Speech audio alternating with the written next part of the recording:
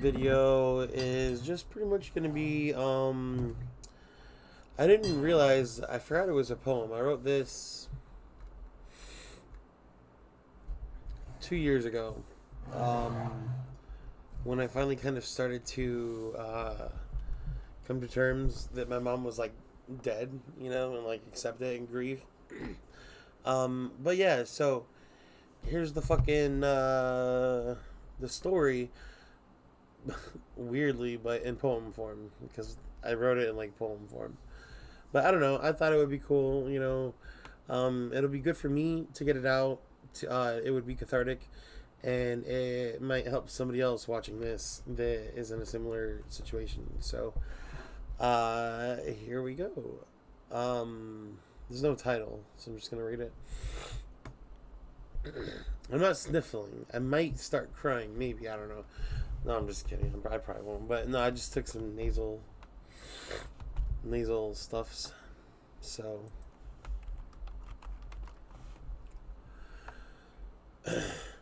life was decent and there wasn't anything bad I could talk about. At least nowhere recent, but I closed. Wait, what? Oh, yeah, this is it. Yeah. Damn.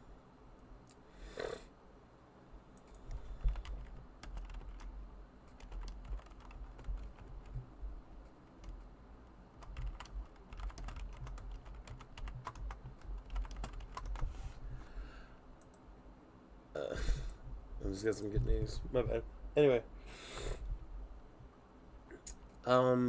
Yeah, here we go. Fuck it. Okay, I'll just leave it like that. Or I can just do this. That seems legit, right? Yeah, there we go. Whatever.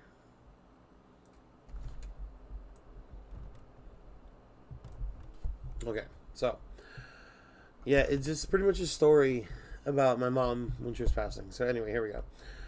Life was decent and there wasn't anything bad that I could talk about. At least nowhere recent, but I closed my night. I fell asleep ready for the day, but as random as life is, I'd awake to something strange. I woke up, I smoked, I vibed and ate, got dressed, studied, and ready for class. Then one phone call away, she started to die. I froze, I panicked, I drove. I got to the hospital unprepared for what was about to unfold. Rolled up to a familiar face, scared that I'm even at this place. He said, she's in the ER and everything's exactly what we feared. She's losing the battle and the doctor's facts are clear. I refused. I ran to her room. I shouted and all of my liquids began to spout. I was a cube of ice sweating on a frying pan set to high, screaming and squealing, just as loud of the squeaks of my shoes on the ground. As fast as I could, I ran to her room. I ran to my mom, and instead of to her arms, I ran into my doom. Jaundice yellow, pissing the sheets, seizure in her face, and constant tears. Half naked and bruised, unable and confused, struggling, couldn't even move, using all of her energy to beg for me, just to hug me, but I couldn't. I refused. Ooh, now this is getting intense. My dying mother needed her son, but all I could do was run. I slammed my head into the halls, bleeding, and then the scraping of my hands on the walls. I screamed till my vocal cords felt like they'd fall off. My legs began to become weak, and then came my fall. I tried to run back, knowing this wasn't the way I would want to remember my last moments. This wasn't how I wanted to own it. I stumbled back like a drunkard around 5 a.m., unable to keep my legs straight nor speak, fumbling, weak and enraged. I saw my life giver, my mother, my mommy in her last hours, but I could barely smile or even stare at her face as she lied there dying. All she wanted was my love and my grace, yet I ran again, and ran far from that place. Towards the end of the night, I tried to combine myself for the greater good of my mom, to give her one final glimpse of me in the light of myself. Yet I was denied to hell by my stepfather, denied an ending relationship, one which I once repelled.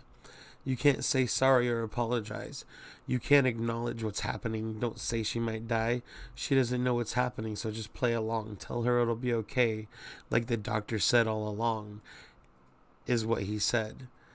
I don't know why, but I listened to him for no reason other than coincidence, and that was the seed of my malevolence.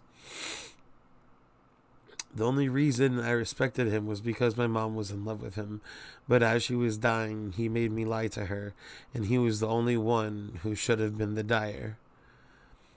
My family grieved, and my family's emotions were allowed to be leaked. Everyone had their chance, and those even distant friends of hers that I've never even seen had the chance to speak their emotional needs.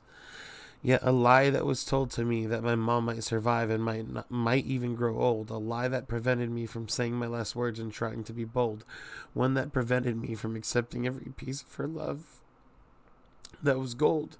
The acceptance of my life and my wrongs and my rights denied the speech of my life before the audience of all time. She lay dying, and as the main actor, my only line was a lie. It's okay, Mom, you'll be fine. After I was nice and numb and isolated, unaware and medicated, I realized what had happened. After it was too late, and in the end, I was denied my truths and my final chance to be soothed. So I began to drink and never again once blinked, my body forever out of sync with my mind, and a loss of time, because forever I never got to tell my mom that I loved her, or how sorry I was, or how much she was mine. I am not myself. I am not my fucking self.